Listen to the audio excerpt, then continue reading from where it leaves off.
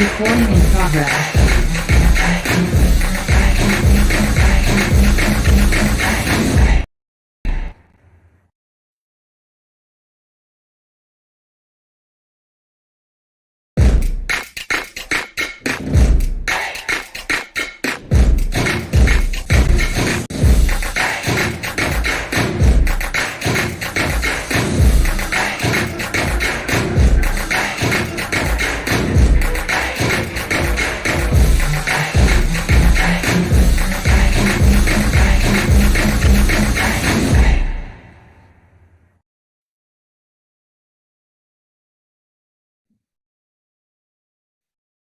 Very good morning, everyone.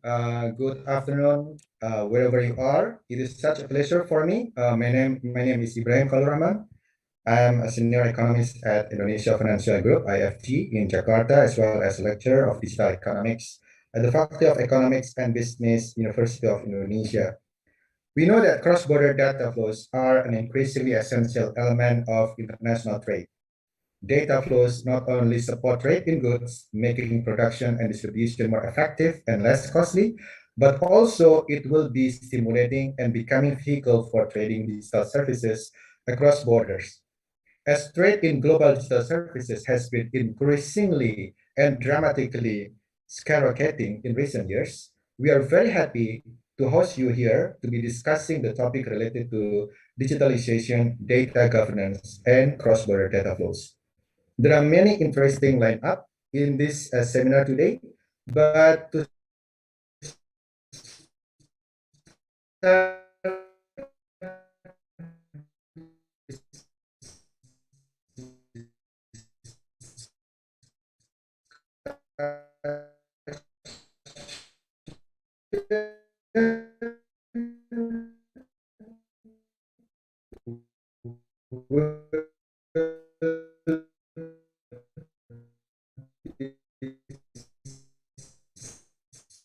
singing our national anthem of Indonesia.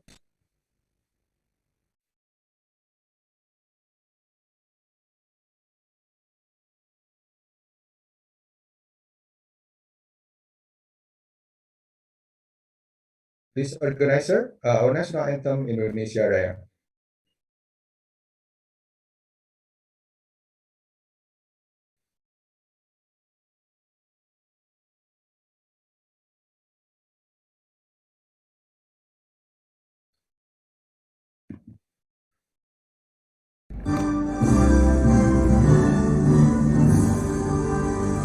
Indonesia tanah airku, tanah tumpah darahku.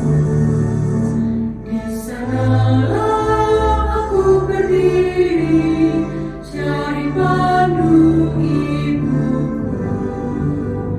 Indonesia kebangsaanku, bangsa dan tanah airku. Marilah kita bersatu, Indonesia bersatu.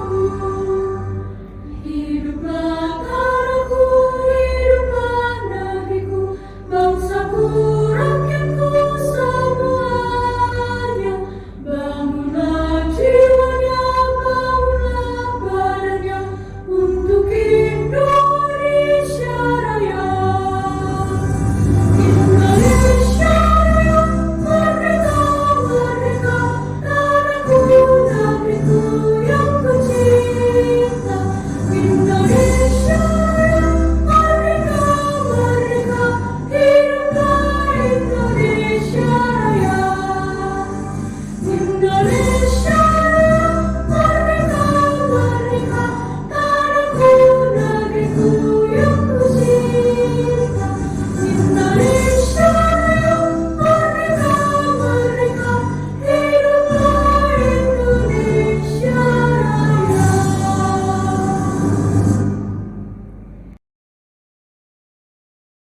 Thank you very much, ladies and gentlemen.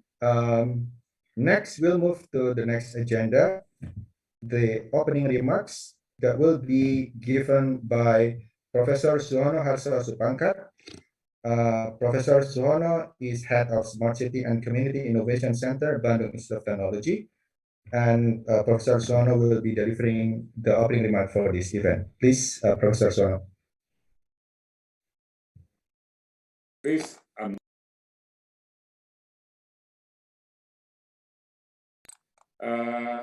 first is Secretary General of Ministry of Information and Communication, as at the time represented by Executive Chairman of the Digital Economic Working Group, Dr. Nyoman Adiarma, and also all of the distinguished speakers, my friends, and all of the author of the T20 Task Force 2. First is Matthew Spencer from World Economic Forum. He also have stayed in Jakarta 25 years ago, I think. And also my friend Paul from Global Initiative German, and also Dr. Krishna from India, and also from Indonesia, Ibu Pinkan, and also my friends, Dr. Arya Matarman, and all of the participants in this activities. This activities is organized by Smart City and Community Innovation Center as a host institution of the Task Force 2 Think 20, and as a conjunction with the Goesmart as an annual meeting in Indonesia as a Goesmart Indonesia, but this year is expanded with the Smarter the World, Goesmart the World.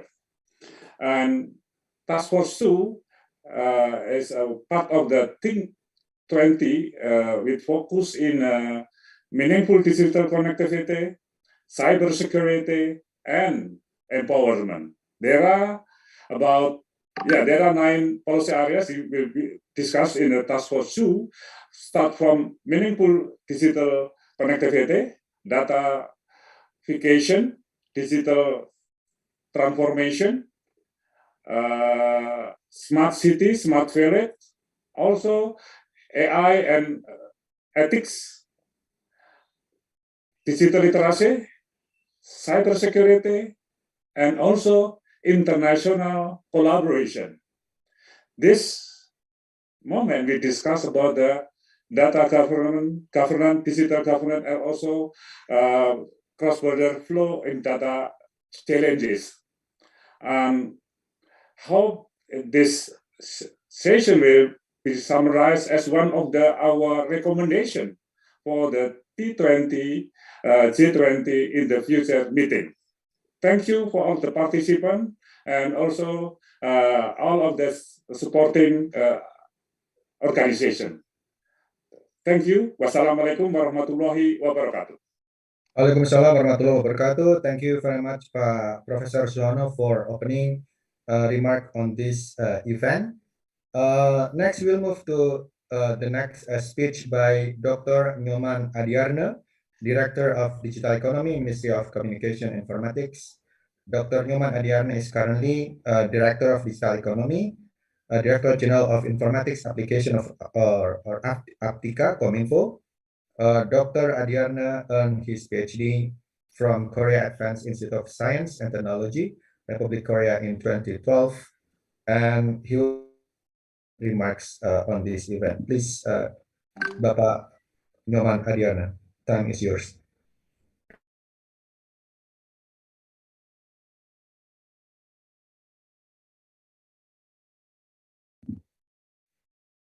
Excuse me, Pak Nyoman, you are still on mute.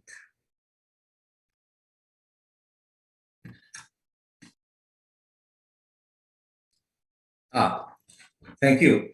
Thank you, Dr. Ibrahim Khalilul, moderator of this forum, distinguished head of Smart City as Community Innovation Center, SCCIC, Institute Teknologi Bandung, Profesor Suhono Harso Supangkat, distinguished speakers, distinguished guests, ladies and gentlemen. Good morning, good afternoon, and good evening for everyone. And first of all, it is a great pleasure to deliver opening remarks on this T20 Goesmart 2022 webinar on digitalization, data governance, and cross-border data flow. On behalf of the Secretary General of Ministry of Communication and Informatics Indonesia, please allow me for the organizer to send my presentation, to use the presentation also. And Indonesia choice of theme for the G20 presidency, Recover Together, Recover Stronger, highlight the importance of solidarity for global post-pandemic recovery. On the issue of digital economy, the elevation from Digital Economy Task Force, or DETF, to Digital Economy Working Group, or DEWG, in 2021 during Italy presidency, allow for a more comprehensive discussion on cross-cutting digital issue. So allow me to use my presentation to have a better understanding about my speech. And Indonesia has proposed 3 priority issues in the Digital Economy Working Group, consisting of the one key issue in this forum.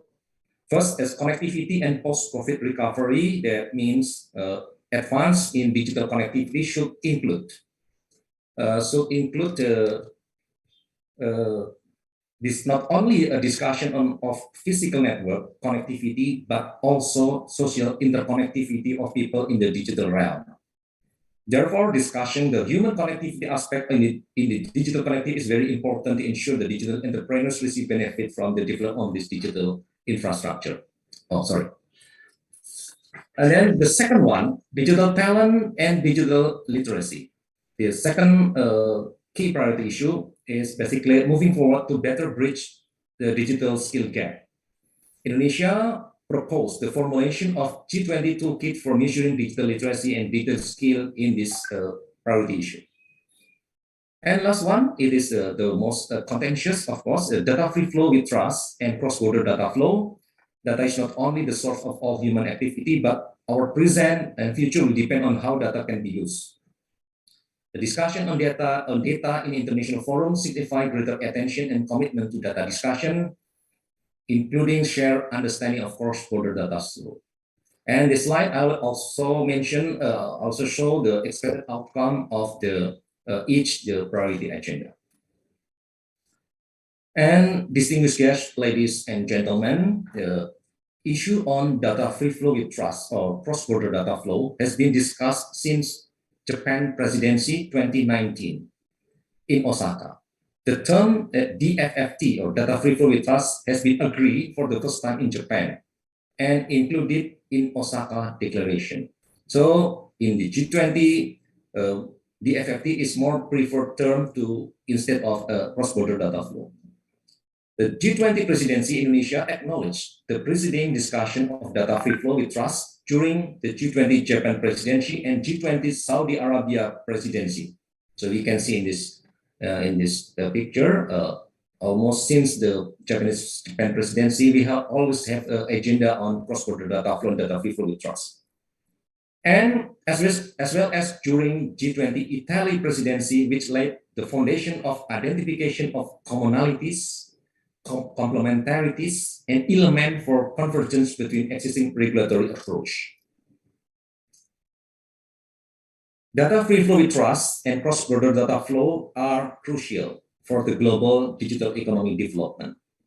The use of data flow and digitalization process have increased productivity and contributed significantly to the gross domestic product of $24.5 billion and $34.5 billion respectively in retail and manufacturing sectors.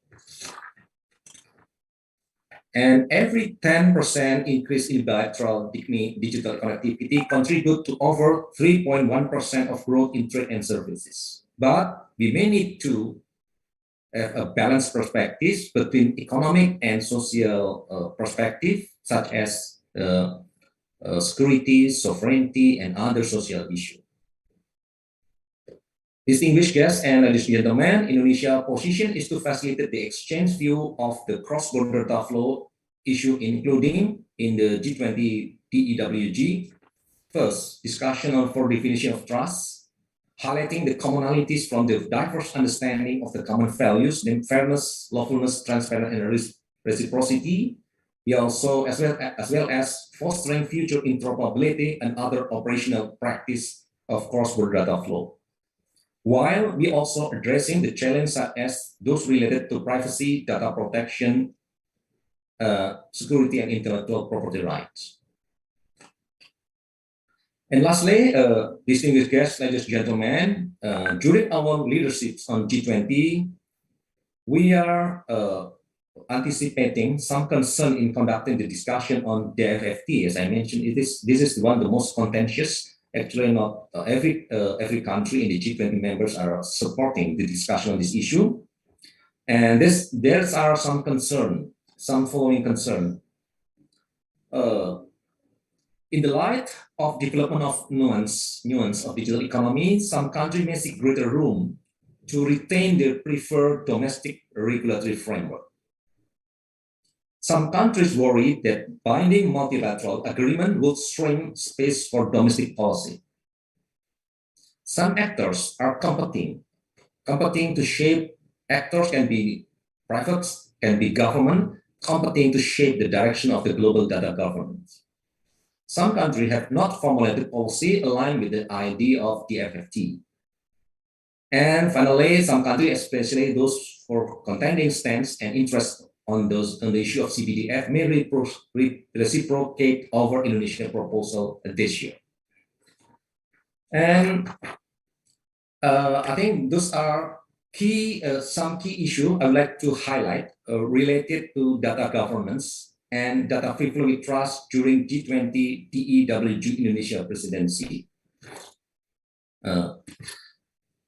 Indonesia in G20 DEWG is basically open for discussion with other engagement group and other working group. G20 DEWG is basically a melting pot to discuss cross-cutting issue of any digital issue that now will be possible because the status as a working group, not as a task force. I think that's all my remark. Thank you very much. Thank you very much, Dr. Nyoman Adiarne, for very detailed and thorough exposition about the positioning of Indonesia and the proposal that will be brought in the next G20 meeting. So once again, on behalf of the organizer, we would like to thank Pak Nyoman for the time joining us in opening this event. So ladies and gentlemen, we are now entering to the probably most interesting part of discussion when we'll be discussing the topic related to digitalization, data governance, and cross-border data flow. But before, let me set the scene on the context of the discussion that in 2020, global internet traffic was estimated to be 3 zettabytes, which is equal to 32 gigabits per each person on the planet, or 1 gigabit per person per day. By 2022, the yearly total internet traffic is projected to increase by about 50% from 2020 levels, reaching 4.8 zettabytes or equal to 150,000 gigabits per second.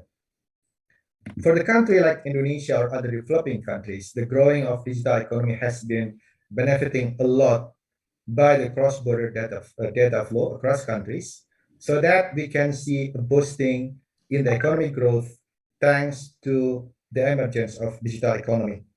So by 2025, the value of Southeast Asia internet economy is projected to reach about 360 billion US dollars. However, there is no free lunch in free flow of data, because when the framework protection is still very weak of security and protection, it will be triggering data breach, which also has happened many times in a country like Indonesia. So that we are very happy to discuss this topic about the balance between digitalization, governance, and cross-border data flow as part of TF2 in T20 discussion on meaningful digital connectivity, cybersecurity, and empowerment under the co-chair of Professor Suhono Harso Supangkat from Bandung Institute of Technology. So today we'll be having a lot of discussion from four interesting and prominent scholars on this topic. We'll have Professor Matthew Stephenson from World Economic Forum, and then we'll have Dr. Krishna Ravi Srinivas from Research and Information System for Developing Countries in India. We have Dr. Paul Tommy, which unfortunately cannot join the seminar. And then we have Ibu Pinkan Audrin from the Center of Indonesian Policy Studies. And last but not least, we have Dr. Ari Ahmad Arman from SSIC Bandung Institute of Technology. So without further ado, we'll move to the first presenter, Professor Matthew Stephenson from World Economic Forum. Professor Stephenson will be talking about towards two-way digital FDI, facilitating digital investment flows between G20 economies. Professor Stephenson, the floor is yours. Salam hangat dan terima kasih atas undangan untuk berbicara hari ini. Saya tinggal di Indonesia selama 3 tahun yang lalu. I am grateful to participate in Goesmart 2022, whose theme is Recover Together, Recover Stronger. I will try to share today how growing investment in the digital economy can help us recover together and recover stronger. I have a single slide that I just shared with the organizers just a few minutes ago to summarize my remarks. So if convenient at any time, I would invite them to project it.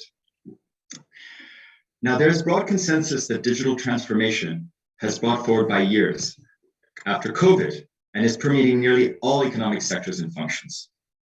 Firms realize they need to invest in digital capacity or risk losing market share or even go out of business.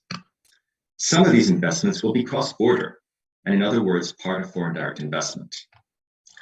This new wave of FDI in the digital economy, known as digital FDI, creates both opportunities and challenges. In terms of opportunities, we know that FDI not only brings capital, but also embedded knowledge and technology, while creating jobs and boosting productivity. In terms of challenges, techno-nationalism is making digital FDI more difficult, both inwardly and outwardly.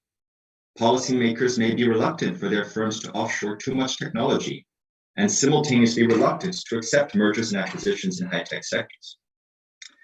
The question then becomes how to facilitate win-win digital FDI between economies. In a T20 policy brief for the G20 under Indonesia's presidency this year, we set out 3 proposals, which you see on the single slide here summarized, just for ease of following the points. The first proposal is to create an investment cooperation platform with a focus on facilitating two-way digital FDI. The reason is that an investment cooperation platform can provide mechanisms for government-to-government and government-to-business interactions, not only to help identify and address necessary policy and regulatory enablers, but also to identify specific complementary digital FDI interests and projects. Matchmaking has always been an important tool to address information asymmetry and lower risk. It therefore makes sense to use this tool in a targeted way to scaling new digital FDI flows. The benefits of such a platform would be both economic and political. On the economic side, information asymmetries and sorting costs could be addressed, improving market efficiency. In addition, digital FDI flows would benefit both host and home economies. Host economies would receive job creation, knowledge transfer, upgrading, revenue growth, the benefits we know from the literature, but especially in digital sectors and activities that are key enablers for future growth. Home economies would likewise receive development benefits through home effects, as increasingly demonstrated in the empirical literature, but again, focused on digital sectors and activities. And on the political side, this platform can create the space for engagement between parties that may not otherwise have a space to exchange views and one hopes build trust and understanding. A neutral, technically minded, project-oriented space is therefore a good first step to potentially diffuse some of the techno-nationalist tensions that risk blocking growth, generating digital FDI flows. The second proposal, moving to the middle of the slide, is to identify win-win two-way digital flows by matching digital FDI interests between economies at the sector and project level. Investment authorities can identify where there are complementarities between their economies, and thus the potential for collaboration. Original earlier empirical work last year for the G20 we carried out identified 6 sectors that are most important for digital FDI, given their role as digital enablers in the economy.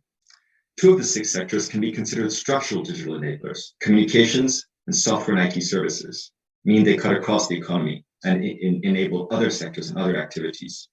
And 4 more supportive digital enablers: business machines and equipment, consumer electronics, electronic components, and semiconductors.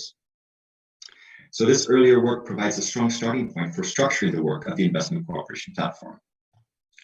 And in particular, very concretely, economies that are the home or source of significant digital FDI flows in certain sectors could be matched with other economies that are currently receiving relatively low levels of digital FDI in those sectors. In other words, the economies could leverage existing capacity to invest where it is most needed, and in so doing grow the capacity of those host economies. Given that 6 sectors are being considered across G20 economies of the G20, there is sure to be complementarities because of economic differences and potential mutual interests on both economic and political levels. But there would be even more complementarities and potential mutual interests if the platform were broadened beyond just 20 economies to include more economies. Now, looking at the data for Indonesia, we see that Indonesia is doing very well in attracting digital FDI projects in the 2 sectors that I identified as structural digital enablers: communications and software and IT services. Projects in those sectors outnumber projects in any of the other sectors being considered, a very positive sign. At the same time, the level of capital, so not just the number of projects, but the actual level of capital in the projects, represented by digital FDI projects in software and IT services, is relatively low, especially when compared to communications. This may be a function of the relative costs of projects in the 2 sectors, i.e. communications projects may just require more capital. However, one potential conclusion that could be drawn from the data is that Indonesia may wish to develop a targeted strategy to attract large-scale investments, high capital investments, in software and IT services, something that it may have already started doing with recent reforms. So how would Indonesia go about using the platform to do this? Well, to determine which economies to target for investment promotion, Indonesia can look at which economies have been significant outward investors in large-scale investments in software and IT services. And just to pick one economy for illustration purposes, India has been a significant outward investor in this area, which is not surprising given its well-developed economy in this area. For instance, between 2008 and 2018, so over a 10-year period, Indian firms invested outside of India over $16 billion in this area. So the natural conclusion is that Indonesia may wish to adopt a targeted digital inward FDI attraction strategy to welcome Indian digital outward FDI in this sector. For example, just to illustrate. The benefits of sector-level two-way digital FDI facilitation is that it works backwards from the specific needs of an economy. So the first step is to identify the need, or in other words, the gap of where digital FDI flows are currently being received, and then proactively seek to address the gap. And this, I would suggest, can create a well-balanced digital economy, whereby all relevant sectors receive sufficient digital investment flows, as opposed to an economic landscape where some sectors receive a lot and some sectors don't. So the third and final proposal, if we go to the bottom of the slide, is to develop joint activities between investment authorities in different economies to help grow digital FDI at the project level on the platform. Joint activities between investment authorities guarantee that these efforts are win-win, given that if they are not win-win, by definition, the 2 sides will not want to engage in the activity. So earlier work has identified 5 specific joint activities that could be considered, and they could be used to facilitate two-way digital FDI flows in projects. For instance, joint business missions, promotion campaigns or roadshows, joint standing committees to help with aftercare and policy advocacy, joint matchmaking, linkages and supplier development programs, joint financial support by host and home institutions, for instance, projects that are joint equity. Each side brings a portion of the equity, and so each side has an interest in the project being successful, and jointly develop specific investment projects. Importantly, a new WTO agreement on investment facilitation for development, currently being negotiated by over 100 economies, provides a framework to support these joint activities. One of the articles covers, quote, cross-border cooperation on investment facilitation. and encourages cooperation between competent authorities in different jurisdictions on exchange of information, sharing of experiences, exchange of information on investors, and the promotion of facilitation agendas. These are all examples of potential joint activities that can be leveraged to facilitate two-way investment, including two-way digital FDI. Now, to conclude, the benefits of such joint activities are a combination, again, of the earlier economic and political benefits. Joint activities build trust and cooperation between parties. They also plug potential needs or areas identified as requiring additional investment, thus helping economies become well-rounded and grow their digital capacity and competitiveness. I hope these three proposals might have provided a very practical, very concrete way to grow win-win digital cooperation, and in so doing, help us recover together and recover stronger. Thank you very much, and I look forward to the discussion.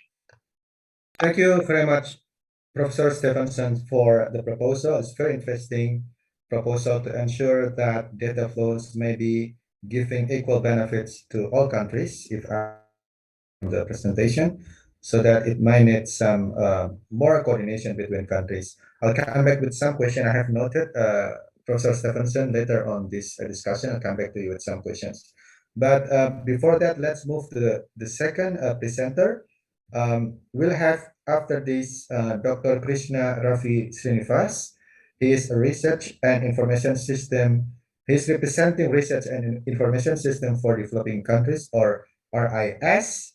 And his presentation will be about towards a framework for data protection and cross-border data flows. Dr. Ravi Srinivas, the time is yours.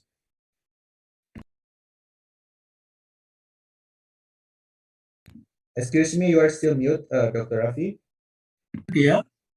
Thank you, Dr. Ibrahim, for your kind introduction. And good afternoon to all the eminent speakers, participants from all over the world on this important discussion. We are discussing a topic which is very important, very vital, as the previous speakers have noted, but also quite controversial. More important, it's not just controversial, but it's also something that will continue to be negotiated for at least quite some time to come. So in this presentation, I will just propose what is our thinking, and then what we think is an ideal solution to overcome the differences and then to move towards a consensus. One moment, please. I'm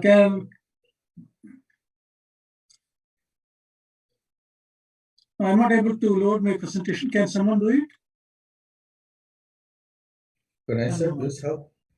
Yeah, she's sharing. Thank you. Yeah, thank you. So basically, our idea is that sharing, understanding, and beyond towards a framework for data protection, cross-border data flows. This is the the crux of the policy brief written by me, Professor Ingrid Schreidner from Hamburg University, and then Dr. Rolf Feiner from German Development Institute. Next screen, please. See, the data is at the center of society, and thanks to the digital revolution, yes, data is not easily governable because one, it means different things to different stakeholders, and then the interests are not the same. So data protection, cross-border data flow have become very contentious issues for governing at any level, whether it's national, regional, global. So given the economic and trade value of data, it is reasonable to expect that there will be good progress in international negotiation on relating this, but there is no multilateral talks in WTO on this. Instead, what we are looking at is plurilateral talks in progress. Still, there are many regional trade agreements, bilateral agreements, and then free trade agreements which have specific provision on data flow and relating them. So these, in fact, are rather, having an impact on the plurilateral talks, as there is no agreed multilateral talks in the WTO.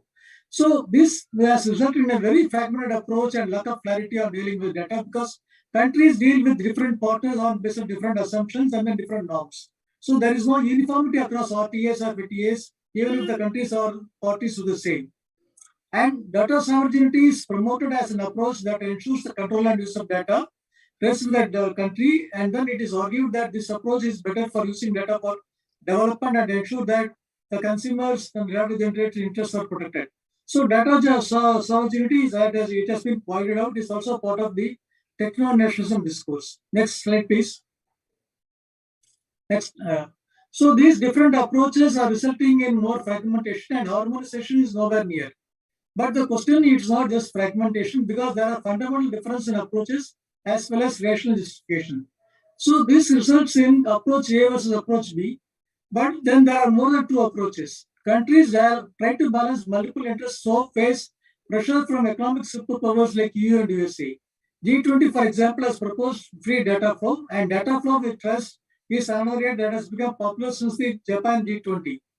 On the other hand, privacy, security, and data protection are issues of concern, and here the same values are expressed but implemented in very different ways.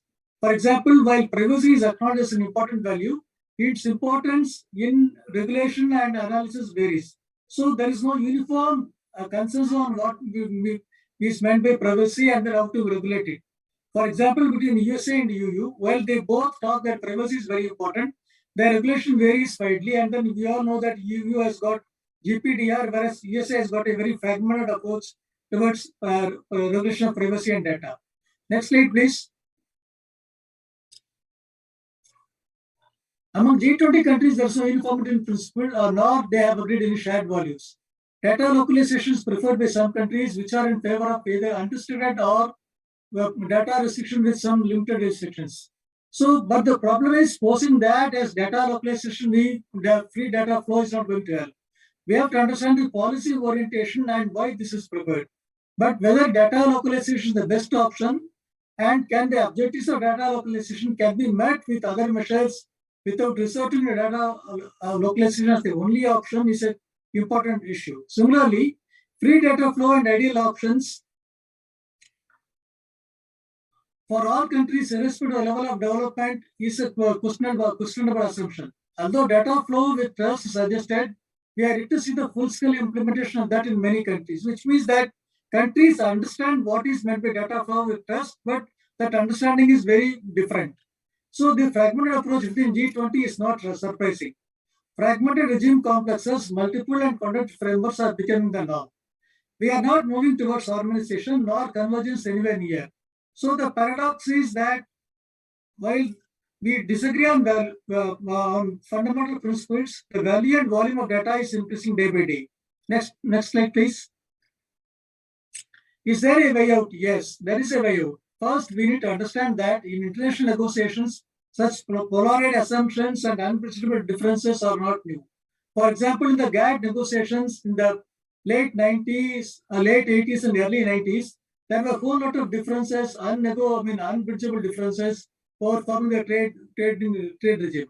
And irreconcilable differences persisted for many years, but progress was made, resulting in WTO agreements. So we need to give time. It may take half a decade or even more. In case of data flow, the fundamental issues related to goods and articles are relevant but not sufficient given the nature of data. More importantly, the fungibility of data and the ease of sharing data, and then the ease of also restricting it. So we need a new understanding mechanism for governance of data. And as data is emerging as a cross-cutting issue across domains, the implications are not very well known, and we do not understand all the impacts of data sharing or the restriction of data sharing on that. So all of us are clear on certain things, but then a lot of things are not very clear. The things are very hazy. So in fact, we are in an unenviable position. This need not be a position of hopelessness. Next slide, please. So, borrowing on the Rawlsian idea of overlapping consensus, we propose to develop a framework in common and shared understanding, which can result in overlapping consensus. Which means that while there is no guarantee that this will result in the best solution, this can help us moving towards a better understanding of the values and principles that underpin regulations. This, in fact, can facilitate reducing the gaps in understanding first, and then moving towards better identification of contested issues that inhibit development of shared understanding. A common understanding may accept the reality that while harmonization is desirable but not feasible in the short term, it may help in finding an optimum and pragmatic solutions and core values that can be acceptable to all parties. Of course, how do we implement the core values, and then how do we interpret them in the trade negotiations as well as the national regulations, as well as the regulation regional level is a matter of contention interpretation. But then we need to understand that we do need some core values. Next slide, please. So what is overlapping consensus? The overlapping consensus is the method for reaching a limited moral agreement, typically at the level of generality which allows groups involved to respect one another as trustworthy, morally motivated, despite the fact that they continue to differ on fundamental matters and perhaps a deeper base of values they agree upon. So John Rawls, who is well known as the pioneering and perhaps the most important political philosopher of the last century, outlined this in the idea of an overlapping consensus in an article. This has been elaborated further by him and by others. So in the policy brief, we are taking this as a core concept as to how do we go forward in this and then develop an shared understanding which can help us towards moving and arriving at a framework that can help us to develop a methodology or develop a framework that can facilitate data flow with trust and that can be accepted to G20 countries. Thank you. Thank you very much, Dr. Srinivas, for very thorough presentations. I really enjoy the point you mentioned about that countries, do not have the same level of playing field, so that we have to be having some, cooperation and collaboration between countries as well. So, ladies and gentlemen, I think we have 157 participants at this point. So feel free to drop a question here so that we can discuss after all presenters have been presenting their presentation. So please drop your question, and please help us to direct to whom your is for. So we are going to move to the third presenters. Unfortunately, as Dr. Paul Tommy from Global Solution Initiative Foundation couldn't attend this forum, will be directly jumping into the next presenter, Ibu Pinkan Audrey from Center for Indonesian Policy Studies, and she will be talking about regulating cross-border data flows in the development context. Ibu Pinkan, time is yours. Thank you, Pak Ibrahim, and good morning, good afternoon, and good evening for everyone joining today's discussion. It's really nice to have you all here, and today I will be presenting the draft policy brief that co-authoring with Thomas Dewaranu and also Glenn Hodson from Free Trade Europa. So it's already been mentioned from the previous statement by the Ministry of Communication and Informatics today that this issue has become one of the major concerns for many countries, including the G20 member states, since 2019. And therefore, one of the key priorities in Indonesia's presidency for today's. And before going forward to this, I also would like to ask for the committee to share the presentation to help. But for one and foremost, the internationalization of digital services, as we also already enjoy, and also products, already shift the way that our data is collected, processed, and also stored from only within our domestic jurisdiction to more regional and even international level. Please next. And for today, here's the overview of my presentation derived from the abstract. So as we also know that the interoperability of the data is really important, this is also create challenges for many countries to processing towards their policies. And as a response, some of the countries also create barriers to transnational transfer of data from their jurisdiction. And this has potentially undercutting growth and also development of the digital economy at large. And navigating to this issue, we propose 3 proposals, and then we'll discuss later. Please next. Okay, so next. Yeah, so before going forward to the proposals, we also would like to acknowledge a few challenges that we found from international perspective. So within the past few years, you also see the growing tendencies, especially coming from developing countries, over the data sovereignty, and also how the data localization policies emerging. And I think from previous presentation, we also see how it is also impacted for digital economy and also FDI. And this increasing trend is actually claimed for several reasons, and many countries has their own national priority, of course, but most of them also take into account security, privacy, law enforcement, and also the concerns over how this country also get the distributional impact of the value of data that has been extracted. So it's really important to see how we can also balance this. And next. Another challenges also come from how many countries are looking into each other policies and also learning to replicate. And we see there are at least two cases here. I know it's a bit complex because in many countries it also has their own jurisdiction and also or policies towards data governance. But with the growing digital economy relations and also trade relations, talking about cross-border data flows also impacted how other countries can put their policy into practice.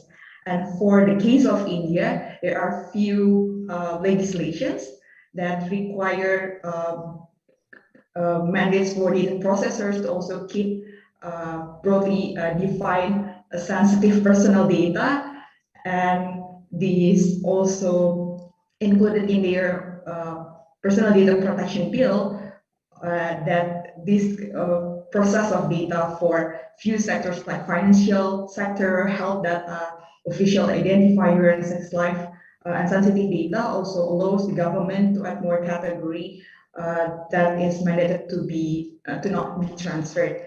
And also there are a few regulations from the Republic of China that indicates this has been also quite restrictive in transferring the data across the jurisdiction based on their few regulations. Next, please. So these challenges that we can also learn from how China and also India approach have been replicated by numerous countries and with different narratives and various approach. And following China, there are also Indonesia, Russia, and South Africa, which also become among the G20 members that has a similar approach to that. And we also seen from 4 years time span, there are growing numbers of barriers and also growing number of countries that have a similar kind of approach for this cross-border data flows. Next. So the question is how we can actually balance competing interests between countries in the issue of free cross-border data flows. And we've also see that in multilateral setting, G20 has been working towards this since 2019 in Japan, and then there is ongoing process through the WTO with the Osaka track as well, and also the importance of discussing how we can actually implement the data free flow with trust that has been become the center of key discussions for G20 for this past 4 years. Next, please. I think for the DFFT itself, we've already heard from the previous keynote speakers about that, so I will not be explaining more about that and will go directly to our proposals. So by acknowledging this data free flow with trust that has been made by the G20 member states, and we also propose that the G20 leaders to adopt the development sensitive approaches for data policy, and this needs to simultaneously promote 3 points. Next, please. So the DFFT itself, we also see that needs to explore the reasons beyond the economic dimension that always been touted for many countries, which is the privacy and also cybersecurity, because we see that these two are the key factors that also prevent countries to actually build more trust and also participating actively within the framework that many country leaders already discussed. And then individuals also should own their personal data, become a trending perceptions, and is actually bring people into the center of discussion. So we don't also talk about how the tech companies using our data, but also giving rights to the people to allow them to access our data for further development. And then next, please. So the first proposal is to develop clear and commonly accepted data classification based on race. So this is a really important points because we've seen there's a dichotomy between personal data and non-personal data, so as public and private data. But sometimes it is we didn't see or treat this differently, especially when we talk about the risk of the data that has been collected and also processed by the data collector and also data processor. So instead of imposing the same approach for both of them, that is mostly will restrict the cross-border data flows and also the use of data for the greater development, it will it needs to see a different approach to this. So why it is important to have this clear and commonly accepted data classification based on risk? At least there are 3 points here. So it will balance the commercial and also the security interest in the data collection and also management. So as the this categorization also will help government to actually see how they can also benefit when they can actually process the data with certain kind of policies that is also allowing for more innovation in the future, but to protect consumers' data and government's data as well. And the last one, also to enable data governance based on risk activity. So it's also to spur the innovation. Next, please. This classification of risk-based personal data has already been mentioned in OECD publication and also discussion.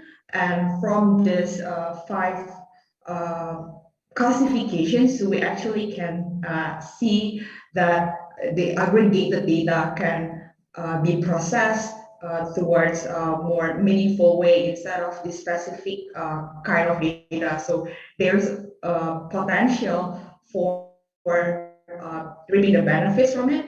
And it is visible by also classifying the data that we countries and also tech companies collected and would like to transfer beyond jurisdiction. Next, please.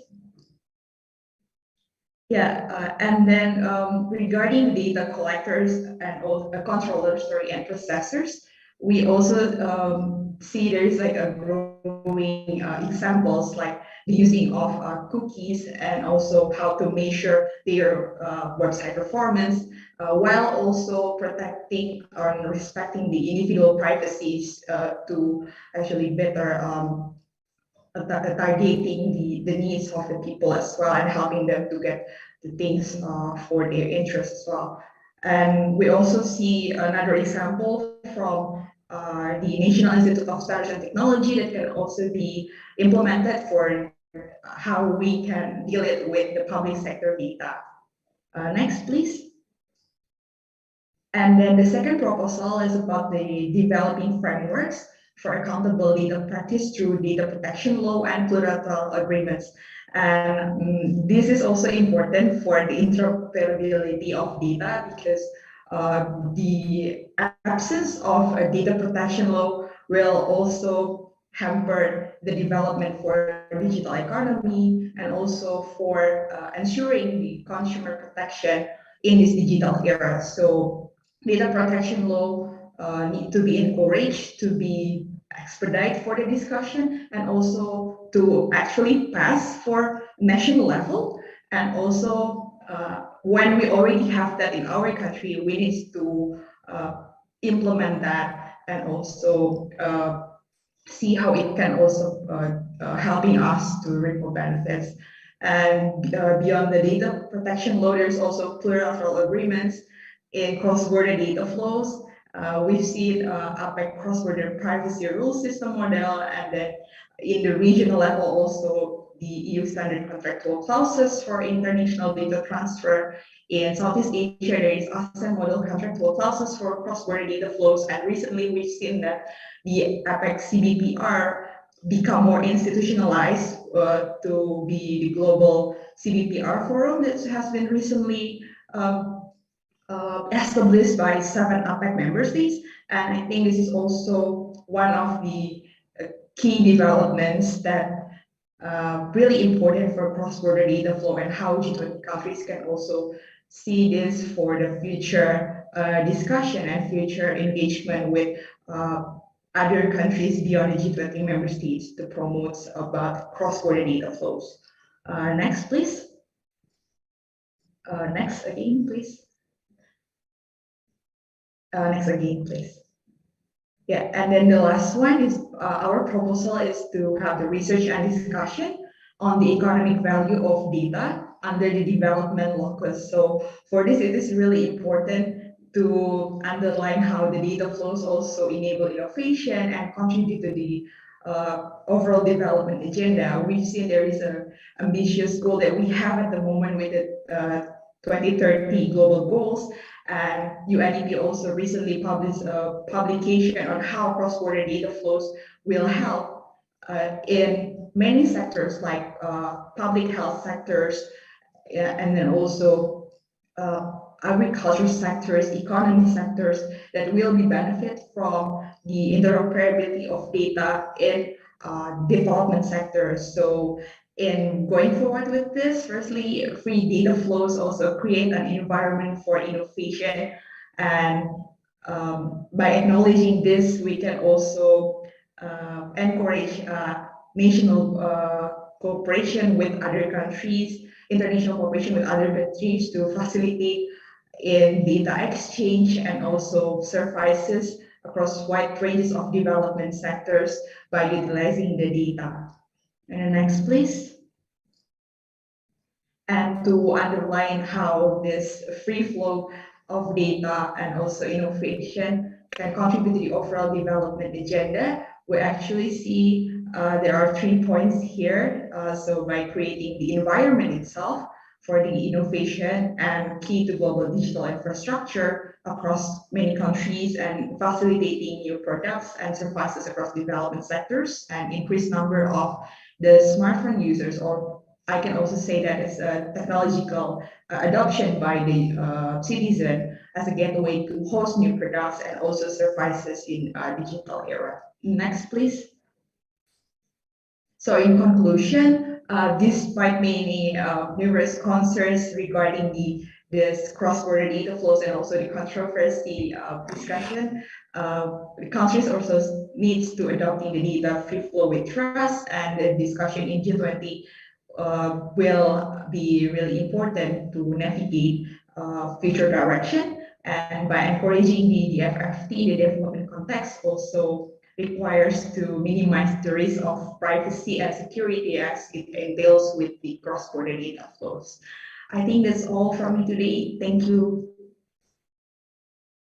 Thank you very much, Ibu Pinkan Audrey, for very thorough and interestingly very concrete proposals. If I can just be brief. The first one is a framework for accountable data practice and research and discussion on economic value of data under development locus. I think this will be very interesting to be brought forward as probably initiatives and proposals that may mitigating the problem of imbalanced data flows between countries and position between countries amidst the emergence of digital economy across the globe. So thank you very much for fruitful and a clear contribution in this discussion. I will move to the next presenter, the last but certainly not the least. I'll be inviting Dr. Ari Ahmad Arman from NSCCIC Bandung Institute of Technology, and Dr. Ari will be presenter. Ari, Zoom is yours. Silakan, Pak Ari. Pak Moderator.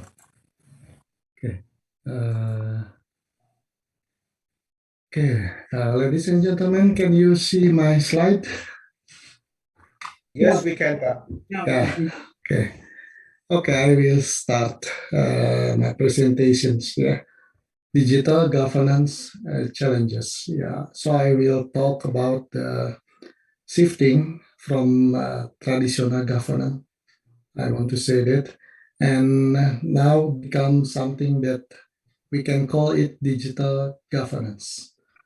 So by that shifting, there is several challenges that we must concern about that. Yeah. Okay. This is 3 items of my talk. Yeah. First, I want to make a same perception about what is governance, and then changes in digital environment, and of course, how it will impact the digital governance, and finally, the closing remarks. Yeah. Governance. Yeah, governance has been defined to refer the structures and process that are designed to ensure accountability, transparency, and responsiveness, rule of law, etc. I think everybody already knows, about the governance. Governance also represent the norms, value, and rule of the games.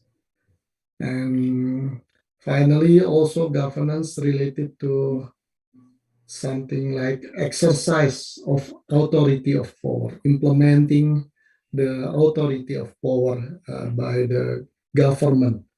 Yeah. Okay. If I borrow the picture from the COVID, I'm from IT. I'm IT man, IT people.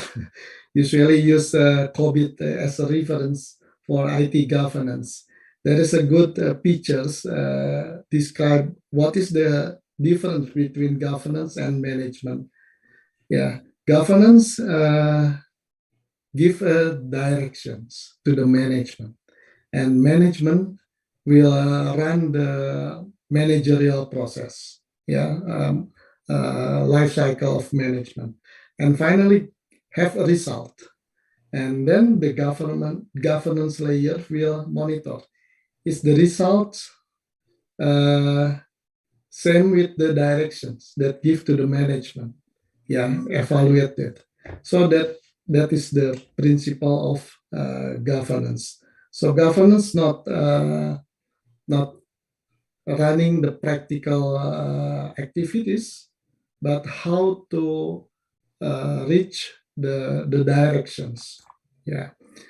And if we talk about governance, we know the concept of good governance, or in corporate, we said it as a good corporate governance. Yeah. At least there is the generic characteristic represent the good governance: participation, rule of law, transparency, responsiveness, consensus orientation, etc. So the governance that already known by us for a long time is governance like this. Yeah. Okay, we move to digital environment, changing environment to digital environment. This is the curve of changing of technology, and we already passed in the past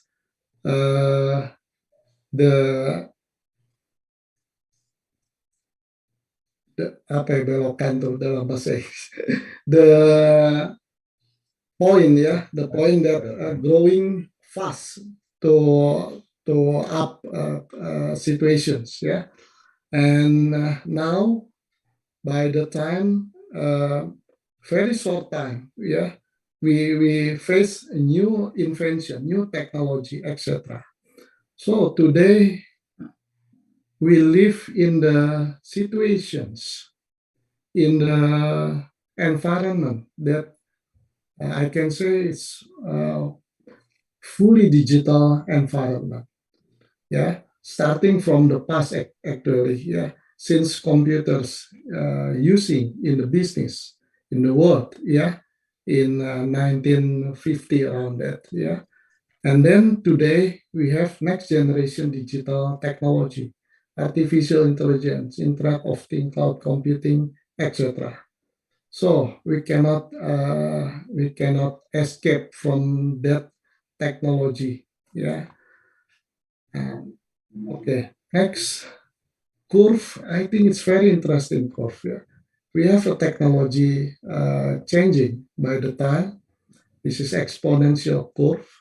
And then we have individual, business, and public policy. Individual have a delay to adopt new technology, but it's the fastest compared to the business and public policy. And if we talk about public policy, it's more delay than the individual and business. So this is the challenges, I think, challenge. How we can produce new public policy, if technology growing really fast. I mean, we have to change our behavior. If, for example, I don't know, in Indonesia, maybe it took years if new regulations proposed to DPR in Indonesia, DPR, to approve it. I don't know if we talk about something to regulate the technology. While we discuss about the public policy to regulate the technology itself is already moved to other directions. It's the problem, I think. So the first thing we must concern is the digital governance must fast response to the changing of technology, changing environment, changing technology. Okay, next. This is the pillars, all pillars in for the governance, the concept of governance, traditional governance. If you try to analyze almost all the pillars, I want to say it's human oriented, human centric. For example, right people, right roles, oversight of strategy, emerging governance, etc. It's human centric. In other hand, by the time technology become more and more intensive in the systems, and less human. So how we can regulate the new environment that mostly using technology if we still use the traditional governance. We have to modify it. I show again these pictures, the governance characteristic, participation of human.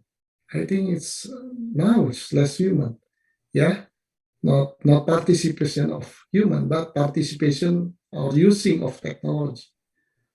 Rule of law, who will rule must comply to the rule. Today we have technology that's automatically running. Transparency, not human transparency anymore, I think. It's transparency in the context of technology, etc. And in the business, we have a change also, from traditional banking, for example, to the fully digital banking. and then traditional commerce to e-commerce, changing, yeah, and yeah, in anything, yeah, even maybe in the futures, some human will be replaced by the real robot, yeah, humanoid robot, yeah. The question is, can we still use the same concept of governance? Yeah, I saw the the changings, yeah, in the banking. This is from European Central Bank. There is an article that good governance in a changing environment. It's mean that it's already starting anywhere in the world, yeah, thinking that traditional governance must be revised, not totally replaced, I think, must be revised, yeah.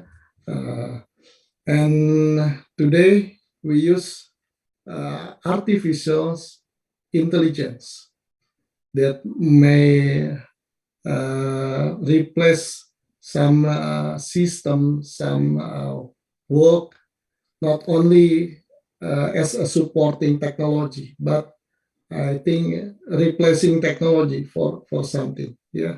And the area of replacing by artificial intelligence also already in the cognitive area. So I think it's very important for if we talk about governance. So digital governance must adapt to the changing focus.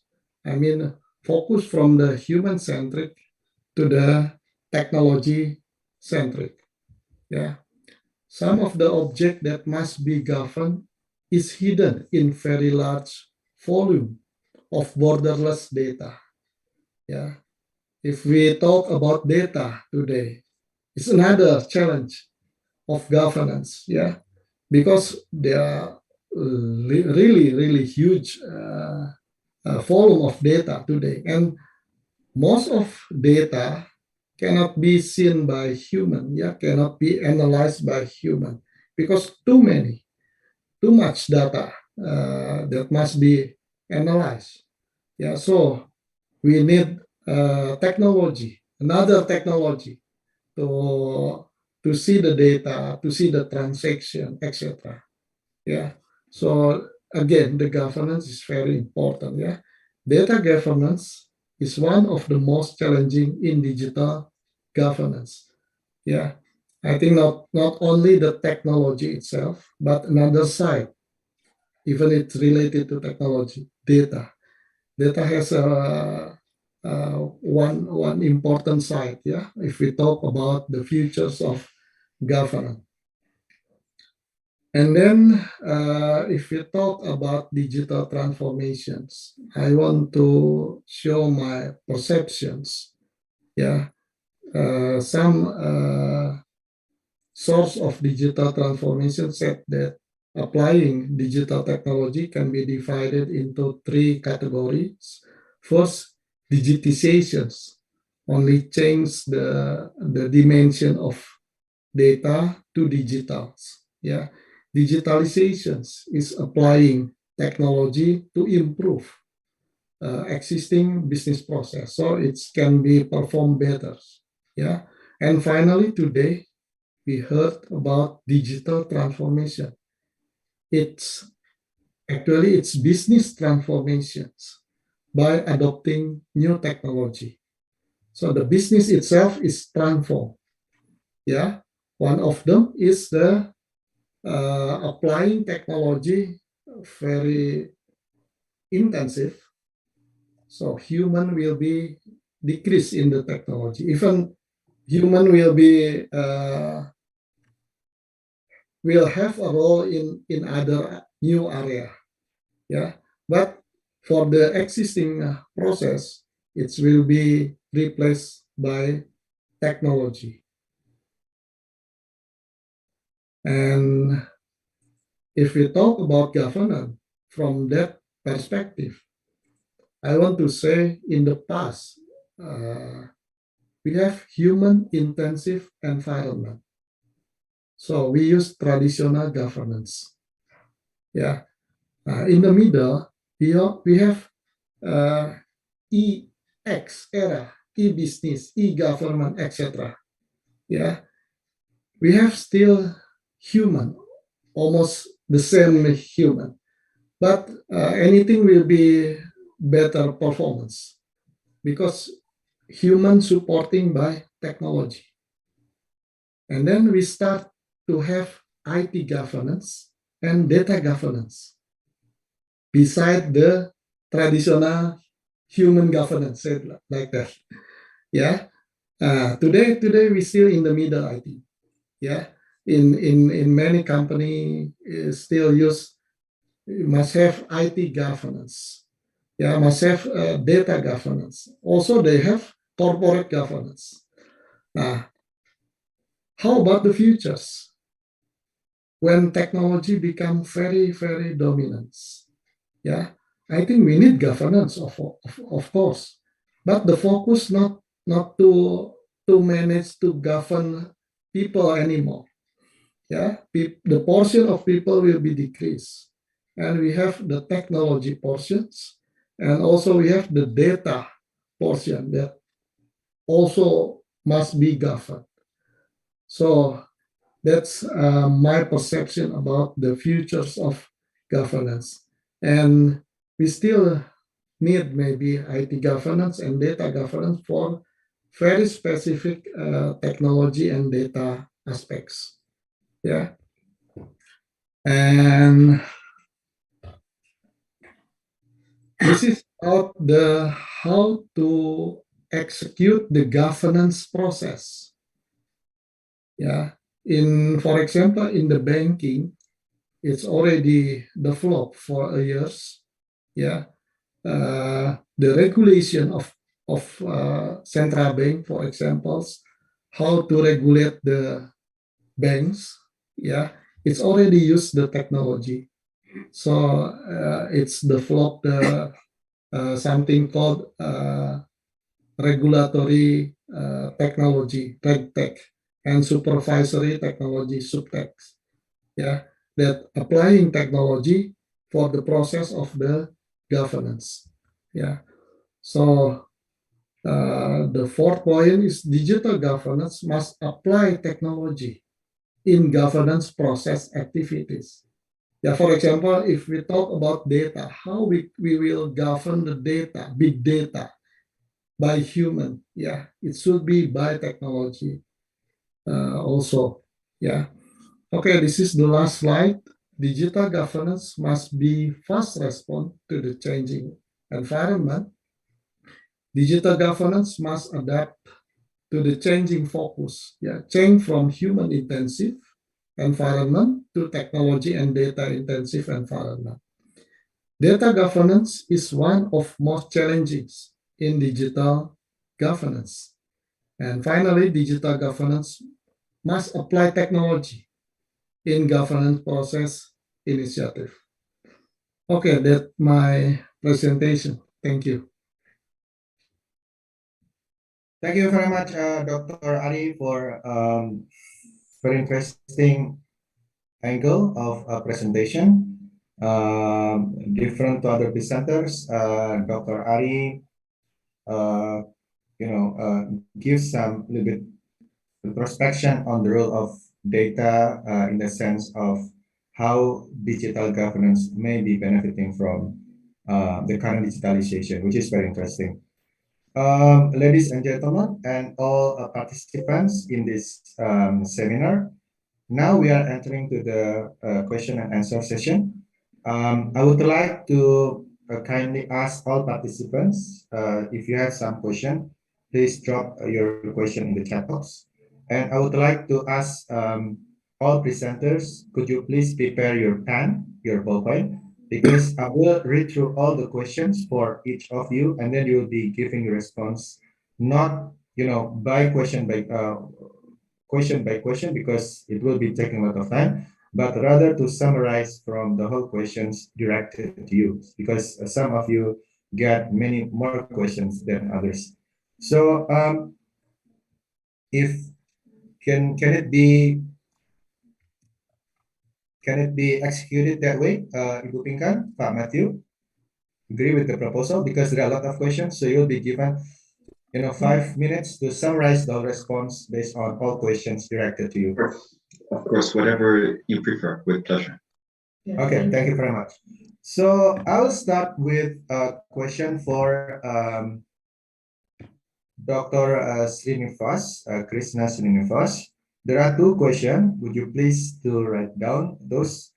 The first question, what key strategies can be done to address unpatched vulnerabilities and attack on web apps such as DDoS, malware, SQL injections, etc.? And then the second question is, do you think there are any priorities or sectors where data localization measures can be relaxed? And then, Dr. Srinivas, are you with me? Yeah. I'm very much here. All right. Okay. Then I'll move to Ibu Pinkan for the second block of question.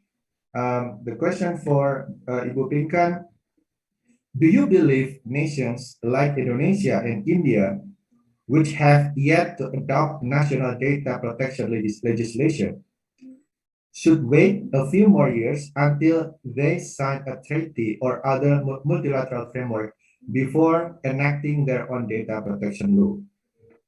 And then the second question for Ibu Pinkan, how can the three proposals you presented combat global inequalities, especially in the health and agriculture sectors? And then another question for Dr. Pinkan, which is very long one. What is your proposal? What is your proposed legal instrument to get the data risk classification become the standard for all members under formal UN resolution or international organization resolution? And should G20 produce a standard contractual clauses on data governance based on data risk policy? And then can ethical be other solution on data governance that support for data free flow? Such ethic can be crafted by government with industries and other stakeholders. And this is my question for Dr. Pinkan.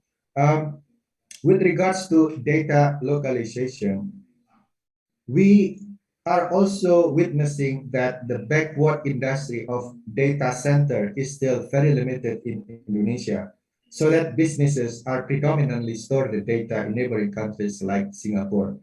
Also because the data center is slightly more expensive here in Indonesia than in Singapore.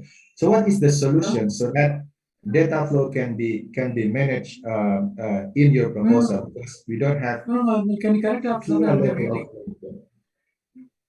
Yeah, so that is all question for Ibu Pinkan. And next will be the question for Professor Stephenson. The first question, what are the ramifications and challenges regarding data governance and FDIs with the signing of RCEP, or Regional Comprehensive Cooperation, a Regional Comprehensive Economic Partnership, including 10 nations of ASEAN, Indonesia, ASEAN, Australia, Japan, New Zealand, South Korea, and China? And then the second question is for myself, actually, for Professor Stephenson. If we use that framework of trade, the Ricardian trade, Stolper-Samuelson trade, or whatever trade theory that already exists in the literature, no matter what happens, trade will happen, because then countries will, specialize on particular product they can produce. But with regards to data, maybe some countries will be forever exporting data without having ability to import the data from other countries because they don't have anything, in retrospection. So how do you ensure that data will be bilateral, contribute to bilateral benefit between two countries? If we mimic from trade theory or FDI theory. And then the last block question is for Dr. Ari Arman. In your view, regarding the development of quantum computing technology with robots that have been updated with AI in the future, Is it good news or is it the beginning of nightmare? I think for developing countries, especially. So thank you. All questions we have really interesting question from all audiences. Due to time limitation, the order of response will be started from Professor Stephenson, and then Ibu Pinkan, Bapak Krishna, and then last but not least, Dr. Ari. Professor Stephenson, the first chance is given for you. Thank you, Dr. Ibrahim, and thank you for this really fascinating, excellent session today. Really enjoyed it, and I look forward to working with all of you on these issues. So I have two questions, and I'll try to answer them very directly. The first question was on RCEP and how that could potentially be a game changer or help grow investment, digital FDI. I think the clear answer is yes. When we talk to investors, there are many motivations for investment. But one of the motivations, largest motivations, of course, it depends on the investor, it depends on the sector, it depends on the country. But the data show that the single largest motivation most of the time is large market access. And so when countries come together to create a larger market, it creates more investor interest.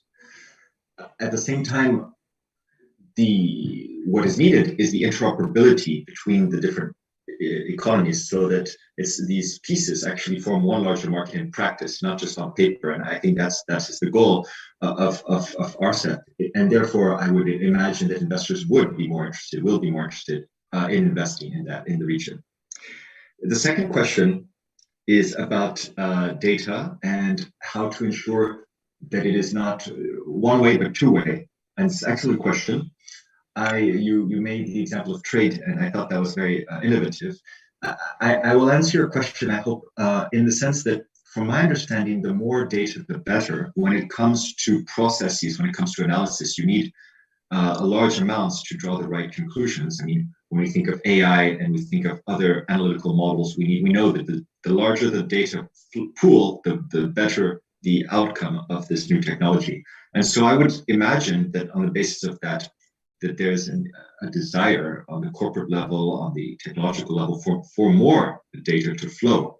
And so that would make it, at least we hope, in two-way, because, both economies want to have an understanding of the other. It's not just one economy who wants the data to have the understanding, but it actually both sides have that same interest, because the more data they have, the better they will be able to apply these new technologies and opportunities. I hope I answered your question a little bit. Of course, that what I just said is the economic side. Of course, there's the political side, there's the governance side that my colleagues have addressed today. I was just talking about the economic side of that system. Thank you so much. Thank you, Professor Stephenson, from very settled point response. And I'll be going to Ibu Pinkan, please.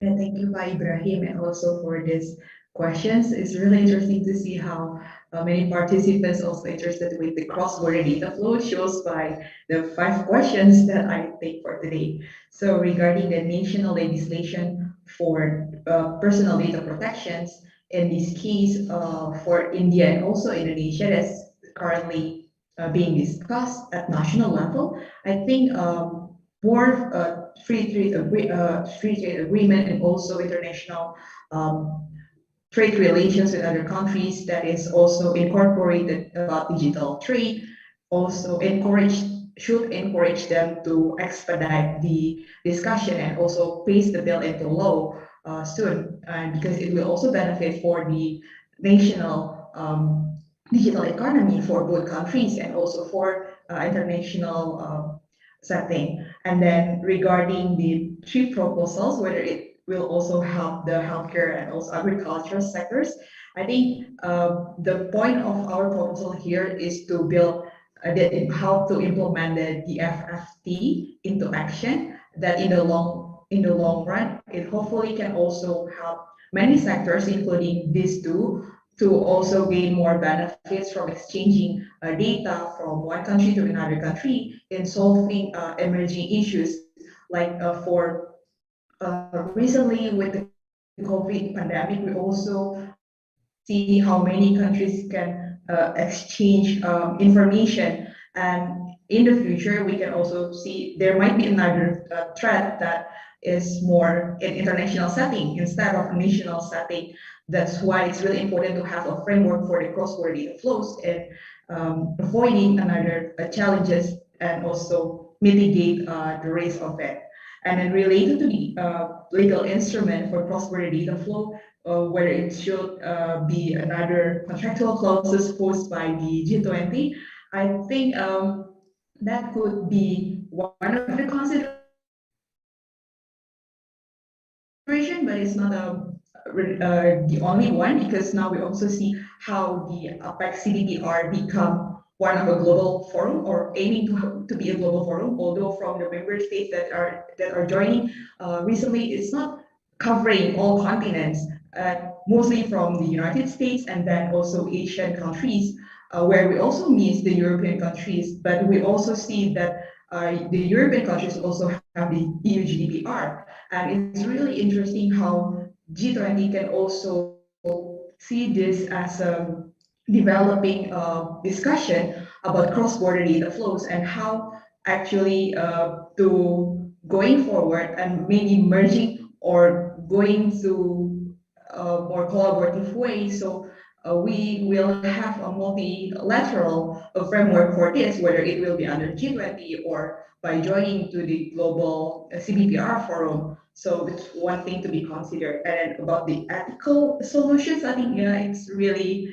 important aspect that we can also hopefully be seen in the G20 discussion, as we know that Indonesia also put this the digital transformation and also how the cross-border data flows become one of the generating factors for that.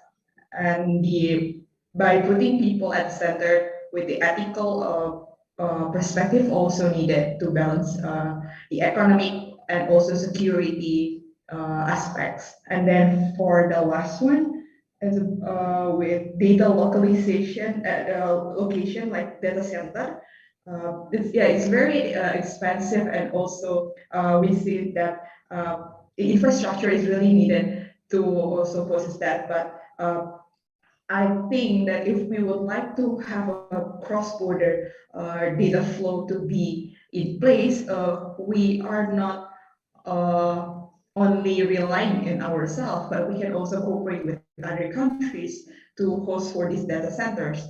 And I understand that the government of Indonesia also have the program or project for the data center, especially for the data collected by the government. And I think we can also treat this for the public and also private data from other outside the government, but it should not be the data localization. I would not favor for the data localization. I think it will answer the questions. Thank you. Thank you. Thank you very much, Ibu Pinkan, for very detailed response. You have, I think, the most questions among other speakers, and you have handled all questions very well. Then I'll move to Dr. Krishna Srinivas. Please respond on some question directed to you. Yeah, thank you. Thank you for the opportunity. I have just two questions. See, the first question pertains more to cybersecurity. Cybersecurity, you all know, is a very important area that is becoming more like cyber warfare or cyber warfare. So linking up cybersecurity and then cyber warfare is not something which we are not aware of. Everyone is aware of, but the global community is not yet decided or is not able to come to any shared understanding on as to how to prevent it.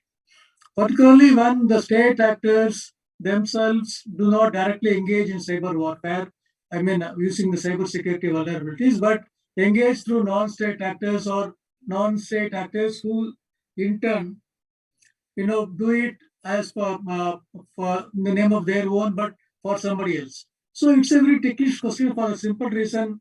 A data flow, you all know there are no borders, but then when you are so interconnected, when you are so connected to each other across the globe, the vulnerability lies everywhere, not just one place.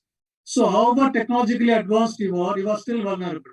And then however technologically vulnerable you are, still you have to invest more and more in protection, but it is like a cat and mouse game. I mean, nobody will win unless all of us come to some understanding. So the ideal solution would be to go through or to undergo a global negotiation on cyber security, just as we have when other measures where countries have their own responsibilities not to interfere, not to use cyber security as a pretext to attack others' installations, infrastructure, including key infrastructure installations like nuclear reactors, power grids, and other things. So that is the only way we can come to some sensible solution. Otherwise, this question of coming up with patches or coming up with technical solutions, it will be effective, but not beyond a point. So whether the global states can move towards an understanding and come towards a global compact or at least a global pact on cyber security and then mutually assuring each other that they will not launch unilateral cyber attacks on any pretext is the big question. So I think we need to really think of those lines, but when we will achieve that is a big if it is. Regarding the second question, yes, data localization. See, the problem in data localization is it's always posed in two ways. Either you are totally for it or you are totally against it. But there could be middle ways as well. One way which we need to really think is that what are the other options which can be used to achieve the same purpose of data localization and how do we go about it? And then how do we value data localization for the consumers, for other stakeholders? For example, in a large markets like India, China, the value of data as you accumulate becomes more cumulative and then it becomes very significant. So the value and volume of data gives you a good leverage. But the same data localization may discriminate against small players or against players who may not have that much access to data or who may not even have the capacity to handle that much data. So data localization, although it is often posed in the name of national sovereignty or national interest, it may end up ultimately protecting or benefiting the interest of larger conglomerates, larger groups than the real people who may need access to data but may not be able to get it on account of their size, lack of technical capacity and all. So we would need a nuanced approach towards, in that sense, data localization can be done for some data, but with a rider that data localization should not result in data monopolization or cartels blocking data or cartels holding data and then deciding as to with whom they will share and then how will they share. So data localization combined with privacy data governance on one hand and anti-competitive behavior regulation on the other hand will be ideal solution. But see, here the problem is this. Here, on one hand, we all talk of data localization by some countries. But the same countries which want data localization also want to be major global sources for data centers where they say we are welcoming FPI. We are welcoming data storage from all over the world. Please come invest. We will give you all the infrastructure. We will give you tax concession. We will give you tax holidays. So this dichotomy between promoting FDI and data centers as opportunities for employment, as economic development, vis-a-vis data localization for data sovereignty and national development is at odds. How do we find a solution that can come to a good compromise or that can set off one versus another is a big question. I think it will again take a lot of time because countries have a stake in both. Countries like India have a stake in both because India is also trying to attract FDI as well as large data centers for the simple reason we have human resources, we have infrastructure resources, and more importantly, our capacity in information technology enabled services is unmatched. So you have a competitive advantage over there. At the same time, you do not want to share data, you do not want data to go abroad. So this is a pretty complicated issue, which I think will take at least a few years for the countries to even to develop some modicum of shared understanding on this. Thank you. Thank you very much, Dr. Krishna, for important notions about the balance between many different, directions and many different instruments of data localizations, FDI, and as well as monetization of data. Now I'll be giving the time for Dr. Ali for the last questions. Okay, thank you. Talking about new powerful technology like quantum computing merged with AI, yeah, will be really, really powerful. For me, tend to be a nightmare. Yeah, really nightmare. If I imagine that in the futures, AI will be really powerful, smarter than humans, it will be a nightmare. Yeah, actually, technology always have two sides. Yeah, good side and bad side, and how to get more good side of technology than the other sides.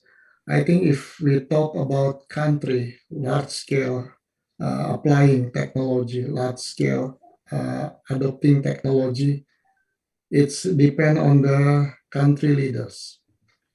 Yeah, uh, every country, I think, including Indonesia, need the leaders, future leaders that really know about technology, not expert in technology, but really know about the technology.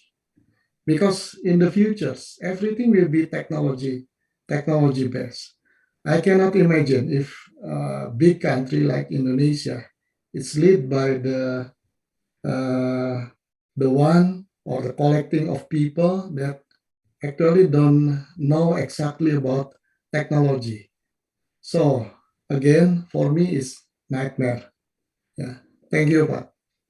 Thank you very much, Pak Ari. Actually, you have last question, but unfortunately, time is not permitting as we are already 15 minutes almost beyond the time. But thank you very much, everyone, for a very active and interesting discussion from both the participants and, of course, the speakers. And we would like to um, we would like to thank everybody here, especially for the speakers, for sharing valuable insights to us.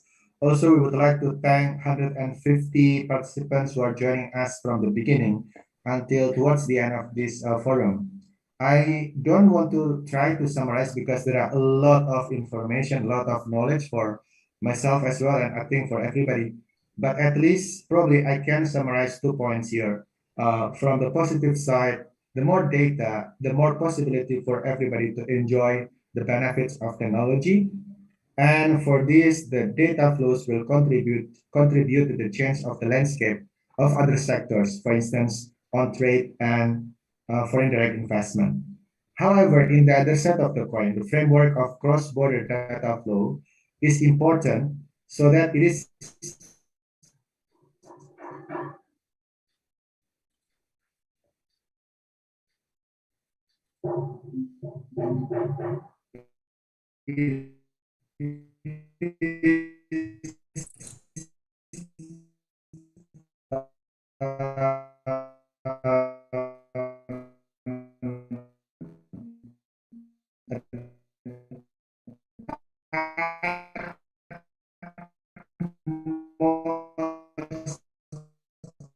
agenda to make sure the legal instrument can be done this.